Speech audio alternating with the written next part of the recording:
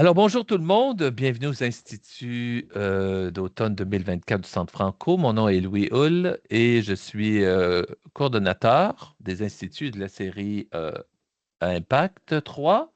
Alors, aujourd'hui, il me fait plaisir de vous souhaiter la bienvenue. Et là, je vais en profiter tout de suite pour partager mon écran. Alors, ça s'en vient. Nous sommes donc en présence aujourd'hui pour parler de développer les compétences transférables avec Agnès Demangeon. Quelques petites consignes avant de débuter, simplement pour vous mentionner que cette formation est enregistrée et elle sera rendue disponible au cours des prochaines semaines, c'est-à-dire qu'on va la mettre sur le site Internet du Centre Franco. Pendant cette formation, on vous invite à utiliser votre micro et allumer votre caméra si ça vous en dit. Et puis en même temps, ben, on vous invite à mettre votre micro en sourdine lorsque vous n'en avez pas besoin. Enfin, on aimerait remercier le ministère de l'Éducation qui, grâce à lui et son financement, ça nous permet d'avoir cette formation aujourd'hui. Alors voilà, je passe maintenant la prochaine diapo qui est la reconnaissance du territoire. Alors, nous remercions les peuples autochtones pour le partage de ce territoire où nous nous retrouvons connus sous le nom de Ontario, dérivé du terme Mohawk, lac magnifique pour Ontario. Nous reconnaissons que cette terre, partagée par les peuples autochtones, nous donne toutes les richesses dont nous avons besoin. Nous reconnaissons également les générations qui l'ont parcouru, celles qui le parcourent présentement et celles qui la parcourront. Les appels à l'action du rapport de la Commission de la vérité et de la réconciliation nous parlent de l'importance de l'éducation à comprendre notre passé et le territoire sur lequel nous habitons afin que nous puissions cheminer ensemble dans un esprit uni. Je passe maintenant la parole à Agnès et puis il ne me reste que vous souhaiter une excellente formation. Merci Louis. Donc, bonjour à toutes et à tous. Je suis Agnès Demangeon. Je suis actuellement conceptrice pédagogique au Centre Franco. J'ai travaillé pendant plusieurs années dans les écoles du conseil scolaire du CPO et j'ai été aussi conseillère pédagogique. Et j'ai participé à quelques reprises aux instituts d'été avec le Centre Franco. Aujourd'hui, en fait, la ressource que je vais vous présenter, c'est un document, c'est un site qui a été élaboré en collaboration avec le ministère pour présenter les continuums des compétences transférables. Et je vais vous mettre le lien pour y accéder directement dans le clavardage si vous ne l'avez pas déjà consulté. Comme ça, vous pourrez suivre la présentation avec moi sur votre écran si vous le souhaitez, mais je vais également vous partager mon écran. Donc, je veux juste confirmer avec vous, vous voyez bien mon écran, peut-être un petit pouce en l'air ou un petit signe de tête. Parfait, merci beaucoup. Donc, les continuums des compétences transférables, en fait, ce site, cette ressource-là se divise en 3 sections. Il y a une section qui va s'adresser aux gestionnaires scolaires, aux directions d'école. Il y a une section qui va s'adresser aux enseignants et il y a une section qui va s'assurer du développement des compétences des élèves, donc va s'adresser aux élèves par l'intermédiaire de leurs enseignants. Juste rapidement pour savoir comment orienter un peu ma présentation, pouvez-vous m'indiquer dans le clavardage quel est votre contexte de travail? Est-ce que vous êtes enseignant, direction, conseiller pédagogique, autre? Comme ça va me permettre de répondre à peut-être d'orienter mieux mes informations pour m'assurer de rejoindre votre réalité.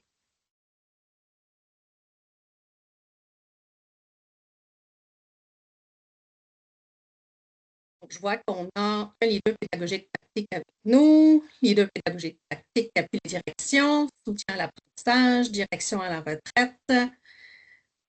Donc, on est plus dans le rôle de gestionnaire ou d'accompagnement de gestionnaire. Donc, c'est parfait. Ça va me permettre de vous présenter la ressource. Donc, en partant, de cette vision-là, de cette orientation-là, comment est-ce que les directions d'école peuvent utiliser ces ressources-là pour les faire redescendre ensuite auprès de leurs enseignants et finalement s'assurer que ça se rende jusqu'au développement des compétences transférables chez les élèves. Donc, la ressource, on a parlé, la clientèle visée, les élèves, personnel enseignant, vous avez dès la page d'accueil cette présentation-là, cette division-là de la clientèle visée. Ce qu'on va retrouver aussi sur ce site, dans cette ressource-là, ce sont des contextes d'utilisation. Donc, si vous passez à la deuxième page, vous allez pouvoir voir la description du contexte d'utilisation.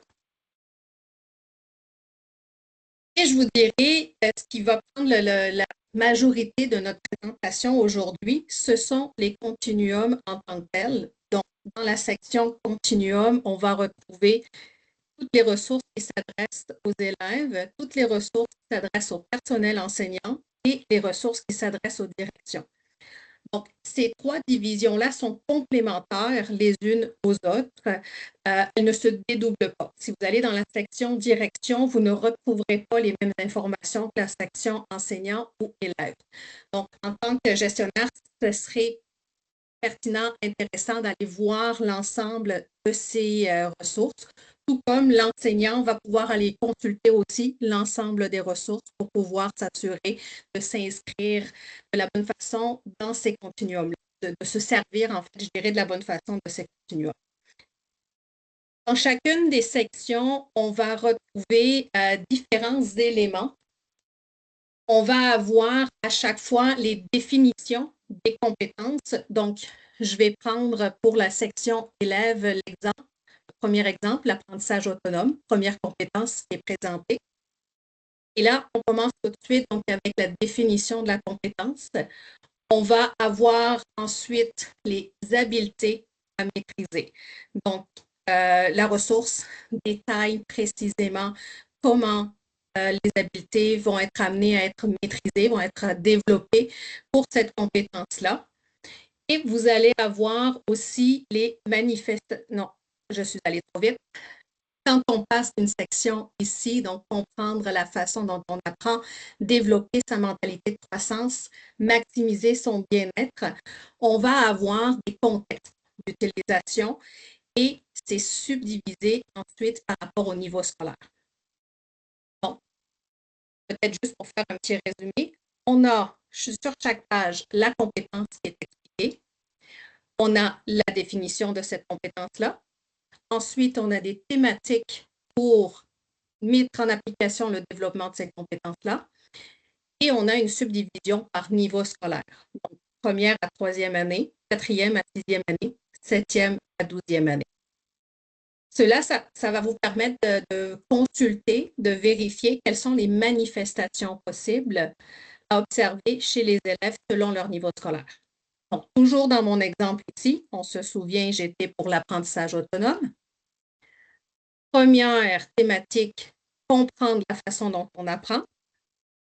On va avoir un premier descripteur qui est prendre conscience de son propre processus d'apprentissage, donc sa métacognition, l'indépendance, l'établissement d'objectifs, la motivation et les manifestations pour pouvoir observer, donc on en fait trois descripteurs, les manifestations pour pouvoir observer le développement de ces compétences-là sont précisées ensuite par niveau scolaire. Par exemple, pour la première à la troisième année, on va pouvoir observer est-ce que l'élève va connaître une démarche d'apprentissage et la mettre en œuvre à l'aide de feuilles de route numériques et de grilles de suivi d'étapes. On peut utiliser des méthodes efficaces d'organisation de travail aussi pour mieux apprendre. Par exemple, déterminer donc les environnements, le meilleur moment, les ressources, les positions physiques. Si on regarde chacun des exemples, donc on va voir un petit peu plus clairement comment est-ce que le tout va se mettre en place. L'enseignant va pouvoir déterminer quelles sont les compétences à développer, quelles thématiques il veut utiliser et quelles manifestations il va vouloir observer chez les élèves pour pouvoir ensuite monitorer le développement de cette compétence-là. ça fait beaucoup d'informations. Comment est-ce qu'on peut retenir tout ça? Et dans cette ressource-là, vous allez avoir, je m'excuse si je vous donne mal au cœur, je descends, les échelles de progression qui vont permettre de noter ces observations-là. Donc, les échelles de progression, vous allez les trouver autant en version Word qu'en version Google, dépendant de quelle est la plateforme qui est utilisée. Je vais en ouvrir une des deux pour vous montrer. Et là, ce que je viens de vous expliquer va peut-être devenir plus clair, je l'espère.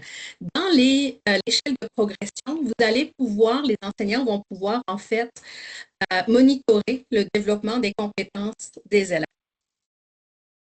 Dans l'échelle de progression, on retrouve la compétence, on retrouve les descripteurs, on retrouve les habiletés.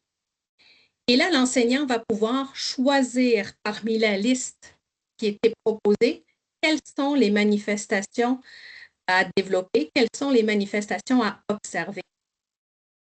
Quel est le niveau actuel de l'élève et quelle est la progression ciblée. Donc, on rentre aussi dans le contexte où on va pouvoir évaluer les élèves individuellement ou en groupe classe si on souhaite rassembler certaines manifestations à certains moments. Comment est-ce qu'on a observé la progression lorsqu'elle est atteinte ou qu'est-ce qu'on a annoté, qu'est-ce qu'on a ajouté comme observateur, indicateur de la progression. Donc, je vais descendre lentement pour ne pas vous donner mal au cœur, mais vous allez voir que chacune des compétences est représentée à l'intérieur de cette échelle de progression. Chacune des habiletés est indiquée aussi. Ce que l'enseignant a besoin de faire, c'est d'identifier les manifestations à développer en se servant de la liste qui est proposée sur le site, donc dans la ressource, et d'indiquer le niveau actuel de l'élève, le niveau visé et comment la progression va être atteinte ou est atteinte à la fin de l'année, par exemple. Donc, ces observations, ces notes par rapport à la progression de l'élève. Est-ce que vous avez des questions pour le moment?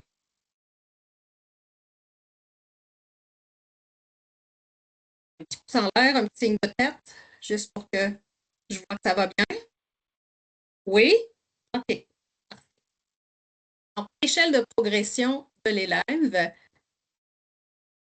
à partir, m'excusez, j'ai accroché ma souris, à partir des différentes compétences transférables. Donc là, c'est l'apprentissage autonome qui est mon premier exemple.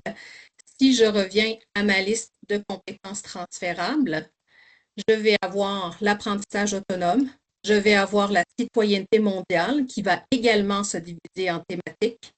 Pour chaque thématique, je vais avoir des manifestations observables selon les niveaux scolaires. Même chose pour la collaboration, communication, innovation et créativité et entrepreneuriat, pensée critique et résolution de problèmes, littératie numérique. Donc, toutes ces compétences-là se retrouvent dans mon échelle de progression et l'enseignant va pouvoir les évaluer au fur et à mesure de l'année, en cibler certaines à certains moments. Donc, certaines journées, il va observer certaines compétences, il va déterminer quelles sont les manifestations qu'il va vouloir observer chez ses élèves et il va pouvoir évaluer ces compétences-là aussi. Ça, c'est pour le développement des compétences des élèves. Il y a la section aussi du continuum de compétences transférables qui est à l'intention des enseignants, du personnel enseignant.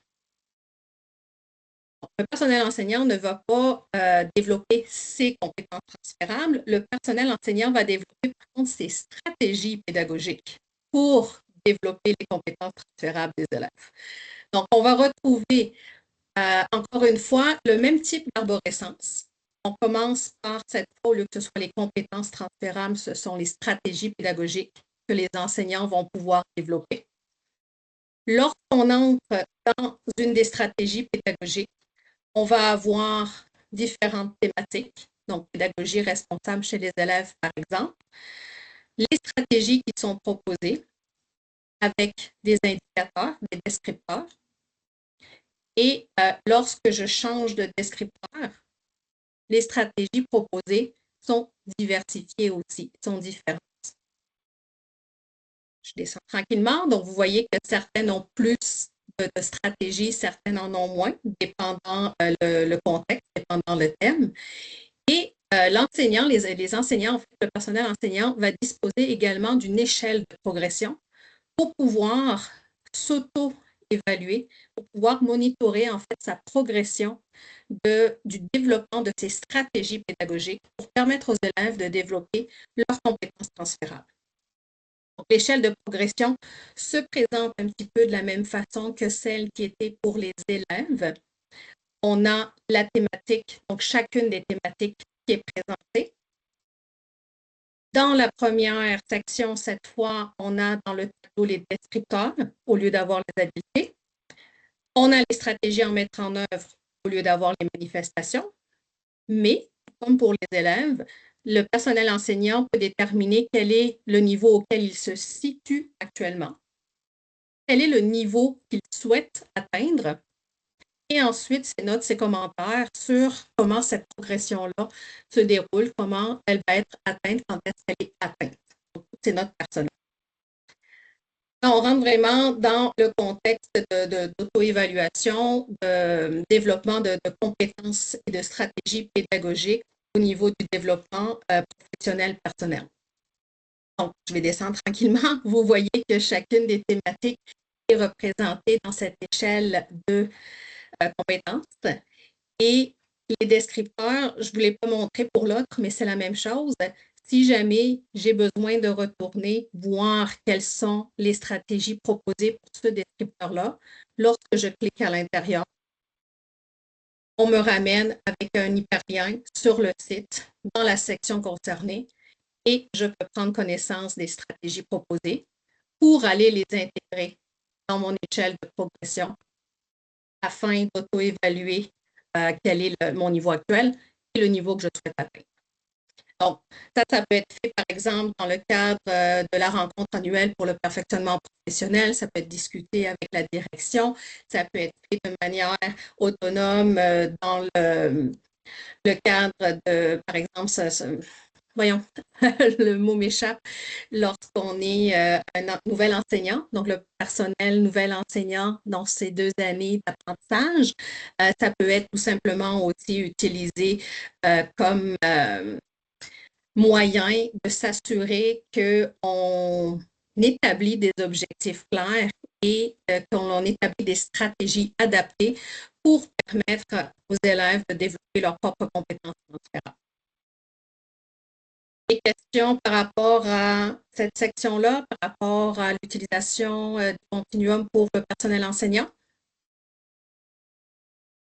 Non, je vois des noms à la tête, donc ça semble clair. Donc, bien sûr, le personnel enseignant va à la fois utiliser l'échelle de compétences pour son propre développement, donc celle-ci ici, pour ses stratégies pédagogiques, et va utiliser l'échelle de développement des compétences des élèves pour observer les apprentissages et le développement des compétences auprès de ses élèves.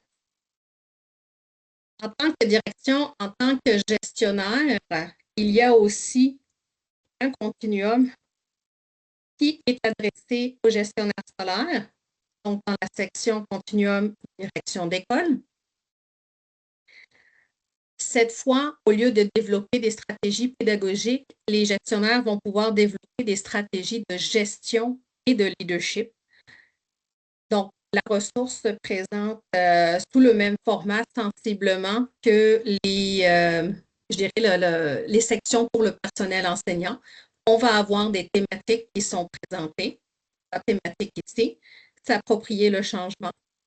Lorsque je rentre dans la thématique, je vais avoir les sous-thèmes qui sont présentés, les stratégies de gestion de leadership avec les descripteurs et les stratégies proposées.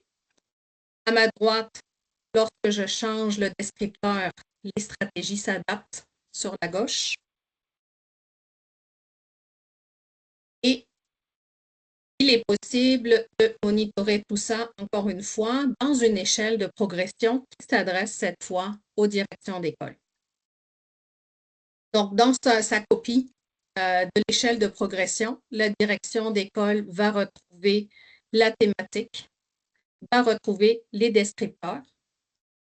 Ensuite, il peut ou elle peut ajouter les stratégies à mettre en œuvre, donc selon ses orientations, selon le plan de l'école, selon les orientations du conseil scolaire, selon ses propres objectifs professionnels, va pouvoir indiquer où il ou elle se situe actuellement, quelle est la progression visée, et noter encore une fois les informations pertinentes par rapport à cette progression, par rapport au développement de ces stratégies-là, la mise en œuvre, en fait, je devrais dire, de ces stratégies-là, et comment la progression ou quand la progression est atteinte.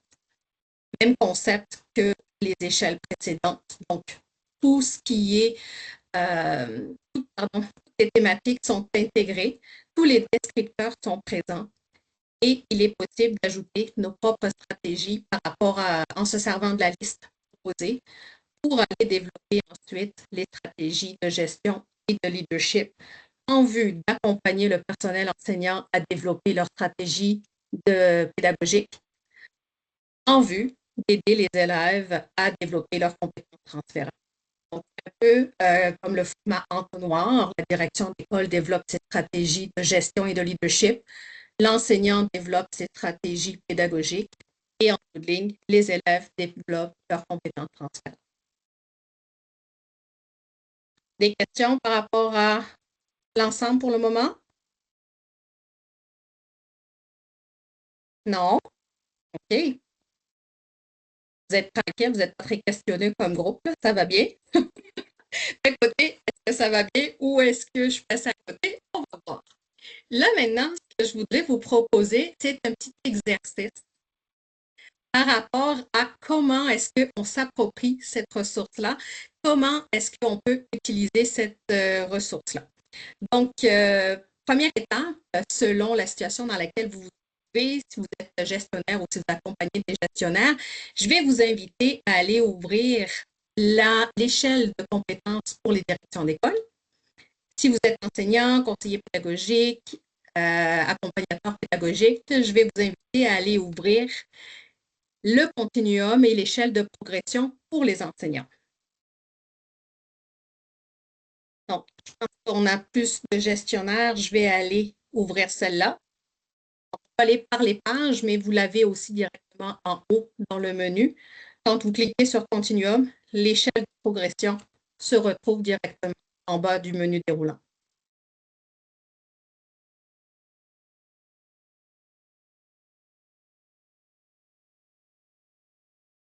Donc, une fois que vous avez ouvert l'échelle de progression qui s'applique à votre contexte professionnel, je vais vous demander d'aller choisir une thématique.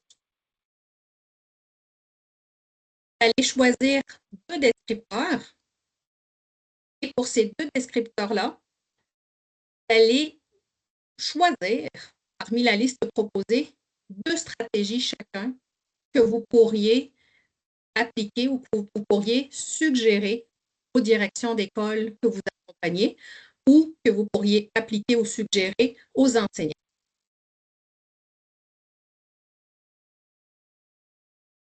Donc, une fois que vous avez ouvert l'échelle, vous choisissez votre descripteur.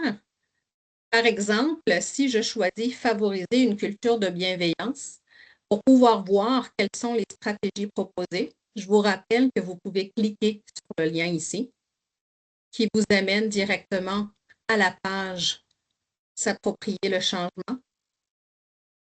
Je vais aller choisir le descripteur Favoriser une culture de bienveillance et je trouve les stratégies suggérées. Je vous rappelle le petit exercice. Vous ouvrez l'échelle de compétences qui correspond à votre contexte professionnel, direction ou enseignant. Vous choisissez une thématique. Vous choisissez 2 descripteurs. Jusqu'à présent, vous n'avez rien à écrire. Mais ensuite, je vous invite à choisir 2 stratégies pour chacun des 2 descripteurs. 4 stratégies que vous pourriez mettre en place ou que vous pourriez suggérer au personnel enseignant ou direction que vous accompagnez selon votre contexte professionnel.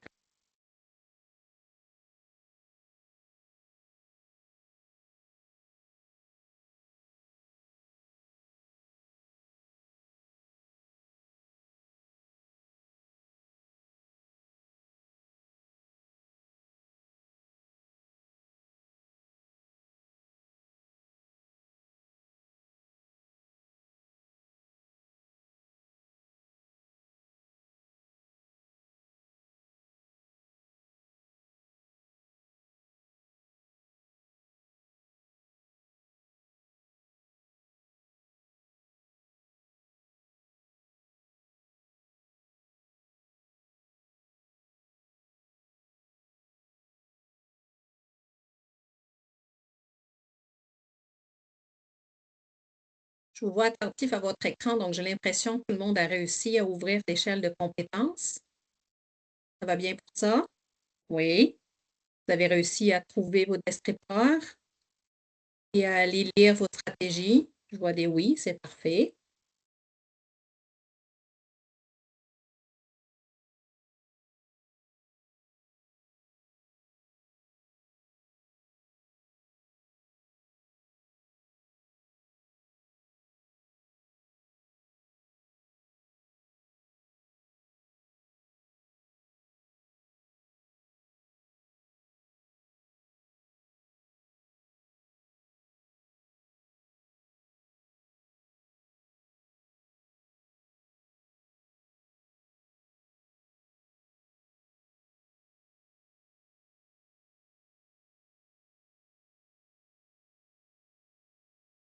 Je laisse peut-être 1 minute encore. Après ça, j'aimerais faire un retour avec vous, non pas pour savoir quelle stratégie vous avez choisie, ça vous appartient, mais comment est-ce que vous avez trouvé l'utilisation de cette ressource-là.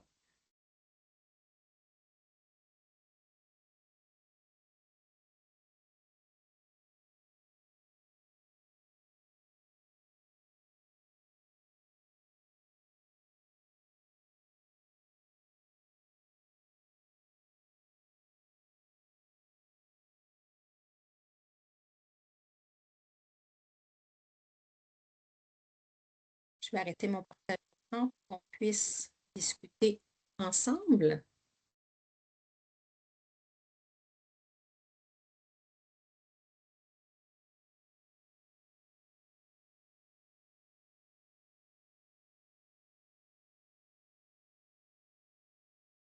Est-ce que vous avez tous au moins choisi un descripteur, identifié 1 ou 2 stratégies? Dans l'ensemble, oui? OK. La première question que j'aimerais vous poser, qu'est-ce que vous avez trouvé le plus difficile?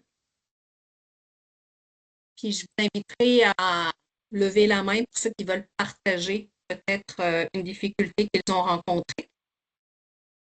Linda, oui? Il y a beaucoup d'informations. Beaucoup. Puis, je vais dire, honnêtement, c'est la 3e fois que j'y retourne et que je regarde l'ensemble de l'outil. Et finalement, aujourd'hui, j'ai compris comment ça fonctionnait. Parce que tant qu'on n'a pas, puis là, c'est ça, comment je pourrais dire, tu as confirmé mes compréhensions, si tu veux. Il y a beaucoup d'éléments.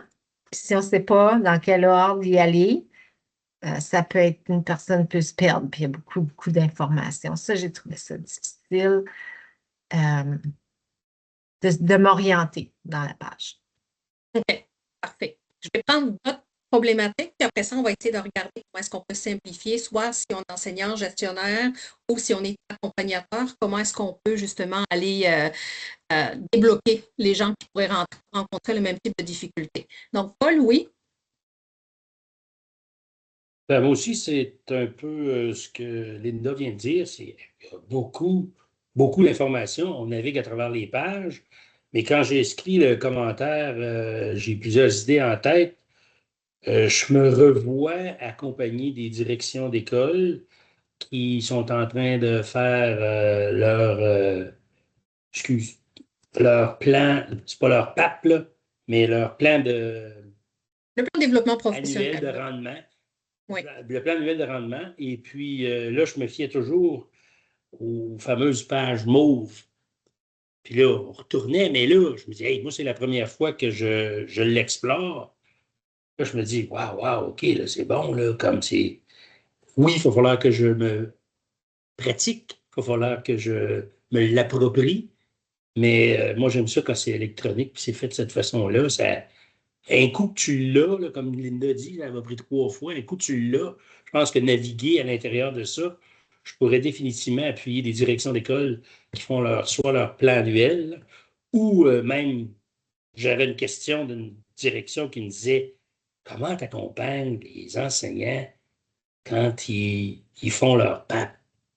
Et c'est difficile. Tu sais, les nouvelles directions, on ne savent pas toutes les pistes. Là.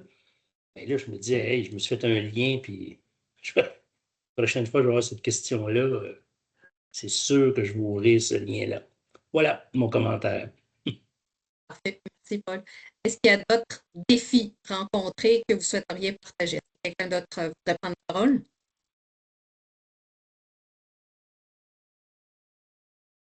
J'attends le 5 secondes traditionnel, puis après ça, je poursuis.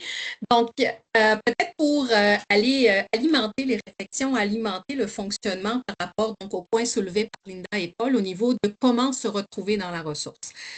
Bien, je vais faire un parallèle. Comment est-ce qu'on se retrouve dans les programmes cadres?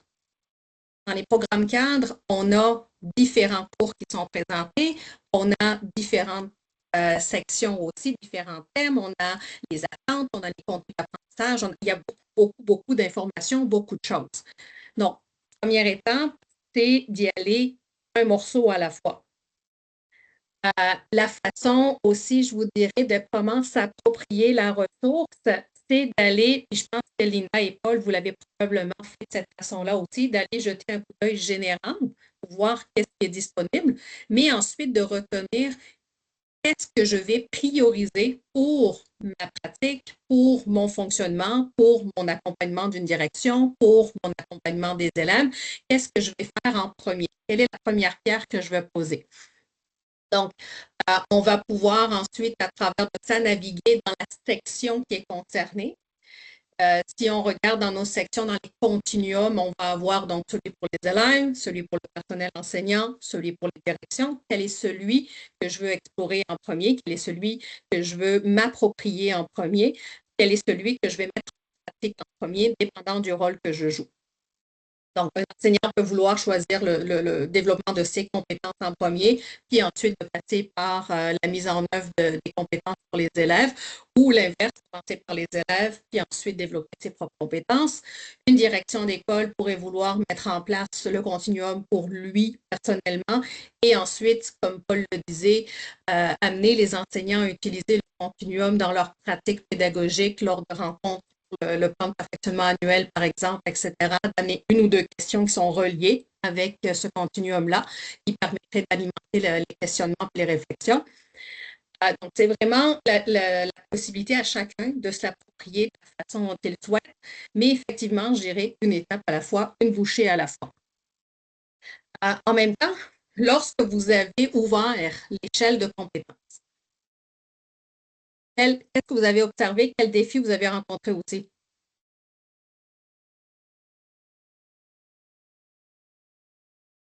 Allez bien. Je vois des sourcils froncés, mais je ne vois pas de réponse.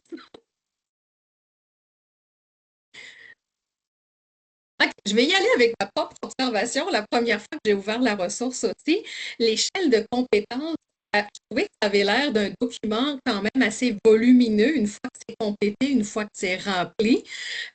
Autant que ce soit l'échelle de compétences pour les élèves. Imaginez-vous, si je reviens, je vais partager mon écran peut-être pour être un petit peu plus visuel par rapport à ce que je dis.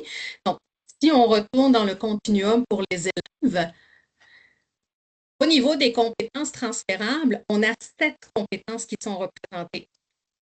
Chaque compétence a 3 ou même 3, 4 thématiques. Je pense que c'est celle-là ici. Non, 3 aussi. Je sais qu'il y en a certaines qui en ont 4. Et ensuite, il y a toutes les habiletés puis les manifestations. Donc, ça fait quand même un document qui est assez volumineux. Il semble y avoir beaucoup de cases à compléter. Encore une fois, ça serait d'y aller une étape à la fois, d'une bouchée à la fois. Comme enseignant, on ne peut pas observer toutes les attentes et tous les contenus d'apprentissage et tout en une seule journée, là. Donc, c'est la même chose ici au niveau des compétences transférables. Ça ne se fera pas toutes les compétences, toutes les thématiques, toutes les habiletés en une seule journée. Donc, c'est de les cibler pour une période d'enseignement, par exemple, pour une semaine d'enseignement, peu importe comment est-ce qu'on veut diviser la mise en œuvre de cette échelle de compétences-là, mais de vraiment se concentrer une à la fois, de s'assurer qu'on présente bien aussi les attentes aux élèves, parce que ce n'est pas tout d'observer les habiletés et les manifestations. Il faut que les élèves puissent savoir comment les développer. Donc, de faire l'association entre le contenu qu'on a enseigné et la manifestation qui va me permettre de pouvoir évaluer l'habileté et la compétence à développer. Donc, une bouchée à la fois de ce côté-là. Si l'enseignant choisit d'aller développer, d'aller utiliser l'échelle de progression pour développer sa pratique, développer ses propres stratégies pédagogiques, bien, ça serait la même chose. Une première fois, peut-être d'évaluer son niveau dans chacune des stratégies, dans chacune des thématiques, mais ensuite d'y aller une étape à la fois, puis de se dire, bon, ben, qu'est-ce que je veux développer cette année? On a choisi quelques-unes. Et comme Paul le disait, on peut les intégrer dans notre plan annuel de perfectionnement, en discuter avec la direction, s'assurer qu'on va aussi peut-être travailler en collaboration avec des collègues pour être plusieurs à développer les mêmes stratégies pédagogiques, à intégrer en fait les mêmes stratégies pédagogiques. Et surtout peut-être au primaire, s'assurer qu'on accompagne les élèves de la même façon pour développer leurs compétences transférables, donc d'alimenter les discussions pédagogiques au niveau de l'équipe. Beaucoup d'informations, beaucoup de ressources. Des fois, je me dis, trop, c'est comme pas assez, mais une petite bouchée à la fois, c'est ce qui va permettre après ça de développer les stratégies et de développer surtout les compétences transférables auprès des élèves. Est-ce que, là, donc on a vu qu'est-ce qui avait été un défi. Maintenant, comment est-ce que vous anticipez l'utilisation de cette ressource? Donc, Paul a mentionné tantôt plusieurs idées en tête. Qui aurait des idées, des suggestions d'utilisation à nous partager par rapport au continuum, que ce soit l'un ou l'autre, celui pour les élèves, celui pour l'enseignant ou les directions. Donc, Paul, oui? Ben moi, je fais le lien, lorsqu'on nous avait présenté, et là, ça date, là, mais le fameux cadre de leadership dans lequel il y avait les différentes colonnes. Ben, c'était en sous-groupe lors d'une réunion de direction. Je pense qu'il y a quand même suffisamment de contenu pour pouvoir faire explorer du moins les directions pour qu'ils puissent se familiariser avec cet outil-là. Encore une fois, je répète que je pense pas que c'est 15-20 minutes à jouer dans l'outil qui va confirmer qu'on s'est approprié l'outil, mais c'est de montrer des occasions avec le personnel, avec les élèves, les rencontres qu'on peut avoir dans le sous-groupe. Faut pas que ce soit fait dans des grosses rencontres, en sous-groupe où on peut manipuler. C'est mes idées pour l'instant. Effectivement, il y a suffisamment de contenu, je vais dire ça comme ça, pour qu'on puisse aller lier ça avec la thématique d'une réunion, la thématique d'une rencontre, et d'aller dire, ben, on va explorer ce qui est en lien avec cette compétence-là, cette stratégie-là, ce contexte-là, cette thématique-là seulement, pour après ça explorer la ressource plus en globalité.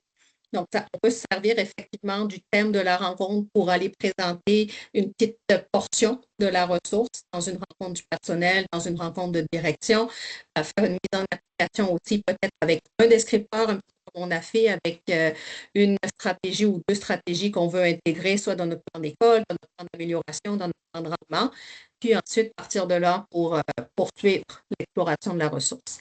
Linda, est-ce qu'il y avait aussi des suggestions, des pistes d'utilisation? Oui, ben, je me questionnais beaucoup sur l'enseignement comme tel des compétences transférables dans nos classes, dans nos écoles. Puis je me disais, ben, on les évalue pas. Tu sais, je ne sais pas si c'est ma première question. Je ne sais pas si la vision du ministère, ça va être à un moment donné qu'on va devoir les évaluer, les compétences plutôt que les HH sur les bulletins scolaires. Mais là, quand je faisais le tour de l'outil pour les compétences au niveau des élèves, c'était intéressant parce qu'on voyait des habiletés, là. Fait qu'on peut commencer à faire des liens là, entre les compétences transférables ainsi que les habiletés qui sont nécessaires à développer pour réussir ou atteindre la compétence ou mettre en œuvre la compétence, mais aussi les HH qui sont peut-être un peu moins développés, mais il y aura des liens là, qu'on va pouvoir faire assez facilement pour transmettre cette information-là au personnel, aux directions pour simplifier l'intégration des compétences dans la salle de classe à travers des différentes habiletés qui sont évaluées. Je ne sais pas si tu me suis, là, mais je peux voir, Oui. il y a des morceaux d'informations intéressantes à ce niveau-là. Puis pour les directions, je suis d'accord avec Paul, là, je veux dire, c'est un très bel outil là, qu'on va pouvoir utiliser avec les directions d'école pour les appuyer au niveau de la gestion du changement. Puis ces choses-là, fait que utiliser les continuums là, pour les situer d'abord, puis ensuite les amener à progresser. Ça, je trouvais ça intéressant. Effectivement, oui, il y a des liens entre les habiletés et les HH là, et les compétences transférables à faire définitivement. L'intérêt, c'est qu'on peut monitorer, pas nécessairement évaluer. Je ne suis pas dans l'évaluation, puis je ne suis pas dans les petits papiers du ministère pour savoir ce qui va en être au niveau de l'évaluation ou pas. Par contre, ce qui est intéressant, c'est que l'outil permet de se questionner sur les compétences transférables à développer chez les élèves, sur comment les développer, comment accompagner l'élève et comment surtout observer la progression. Donc, je pense que c'est la force de cet outil-là aussi, de pouvoir être guidé comme personnel enseignant ou comme personnel de direction sur comment mettre en application toutes ces idées-là, toutes ces stratégies-là, toutes ces ressources-là pour pouvoir, en bout de ligne, s'assurer que l'élève développe ses compétences transférables, qu'il acquiert les habiletés nécessaires aussi pour fonctionner autant dans le milieu scolaire que sur le marché du travail plus tard ou en société aussi, là, ou dans son environnement. Donc, en fait, effectivement, c'est intéressant de faire ces liens-là aussi entre les différentes ressources comme les HH et les compétences transférables. Ben, finalement, cet outil-là, le continuum, c'est la carotte, là. C'est l'outil oui, c'est volumineux, oui, c'est gros, il faut vraiment préciser petit pas à la fois, mais c'est la carotte pour aider les enseignants à évaluer les HH. S'ils utilisent ce continuum dans leur salle de classe pour faire développer les compétences, alors à ce moment-là, l'élève aura développé des habiletés, des habiletés, des habitudes de travail qu'ils auront à ce moment-là un outil, une trace, une preuve pour l'évaluation sur le bulletin.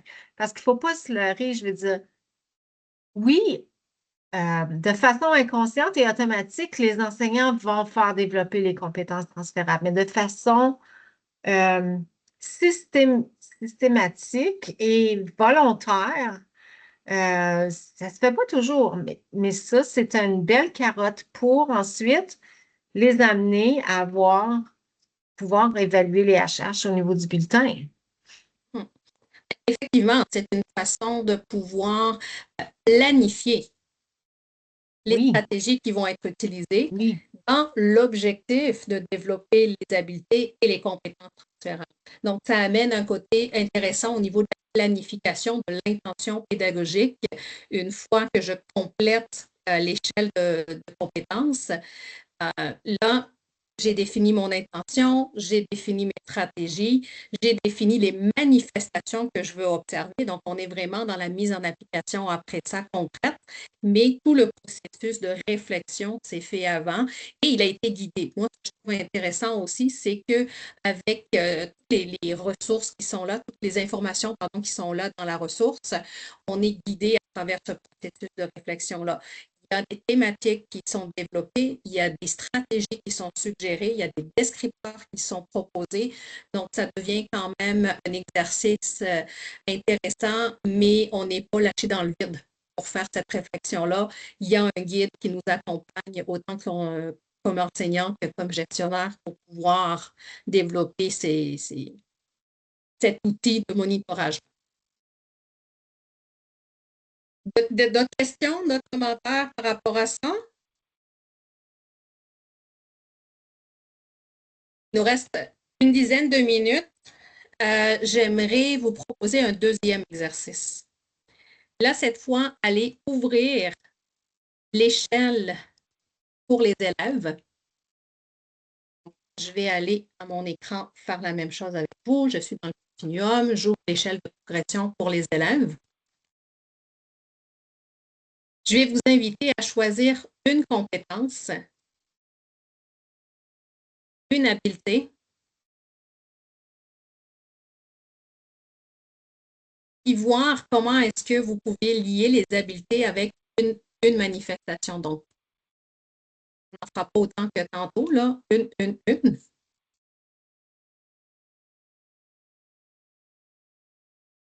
Comment la réflexion se fait pour pouvoir déterminer quelle est la manifestation observable que je veux inscrire dans mon échelle de progression,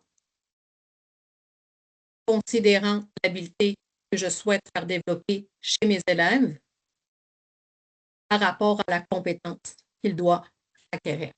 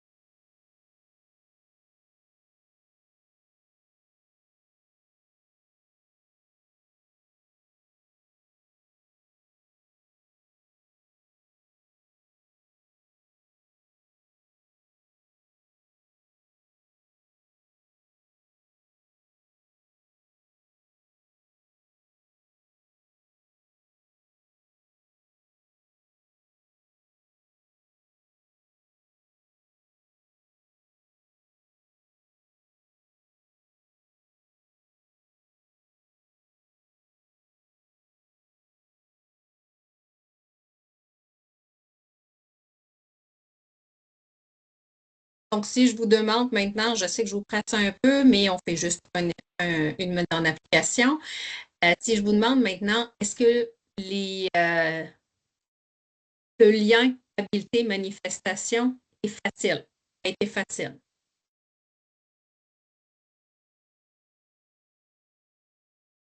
Quelqu'un vous nous partager sa réflexion, qu'est-ce qui a guidé sa réflexion en fait pour pouvoir choisir quelle manifestation associée avec quelle habileté?